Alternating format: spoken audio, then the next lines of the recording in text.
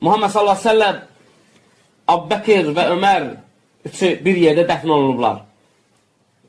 Və bu Ömər radiyallahu anh ölüm əyağında Ömər radiyallahu anhu oğlu necə rəvayətli deyir ki, başı torpaqdaydı, gəldim bir üstə Ömər radiyallahu anhu namazdayken vurdular. Abu Lu'lu el-Feyruz Məcusi vurur Ömər radiyallahu anhunu zəhərli qılıncla vurur, yaralayır sübh namazında. Və sonra o zəhərdən və qılıncın qanaxmasından Ömər radiyallahu anhu bir gün, səhv eləmirəmsə bir gün yaşayır və dünyasını dəyişir. Və ölüm əyağında başı torpaqda oğlu rəvayət edir ki, qaldırdım ki, başını həyata dizimin üstünə qoydu ki, yox, at, başımı yerə at. Qoy başım torpaqda olsun, ola bilsin, Allah mənə yazığı gəldi.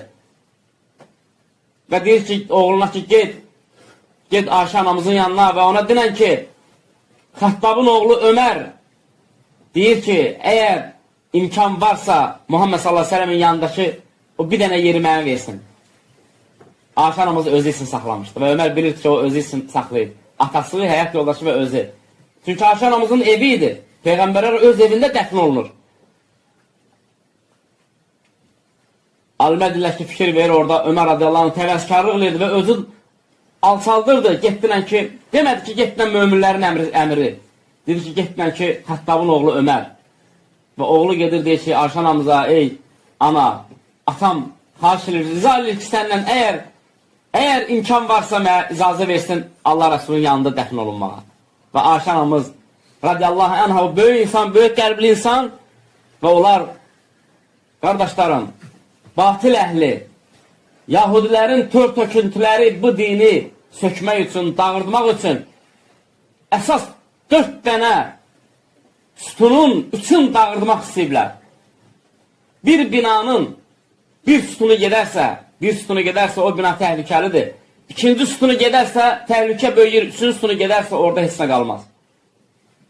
Abbəkiri, Öməri, Osmanı, Yahudi və onun töküntüləri, Rafizlər bu dini dağıtmaqdan ötürü vurmaq istəyirlər, qardaşlar. Sahabə yoxdursa din yoxdur. Sahabə vurulursa dinin özü vurulur. Sahabə vurulursa, qardaşlar, Quran-ı Kərim vurulur. Abbəkiri sevmə, pis olub. Öməri sevmə, pis olub. Osmanı sevmə, pis olub. Bu qədər fəthlər, bu qədər döyüşlər, bu qədər alınan torpaqlar, bu qədər dəvət. Təkcə Əli radiyallahu anh və 12 oğlu Həsən Hüseynlə olub, qardaşlar. Absurddur bu fikirlər hamısı. Dini vurmaq üçün nəzərdə tutulmuş fikirlərdir. Fikir ver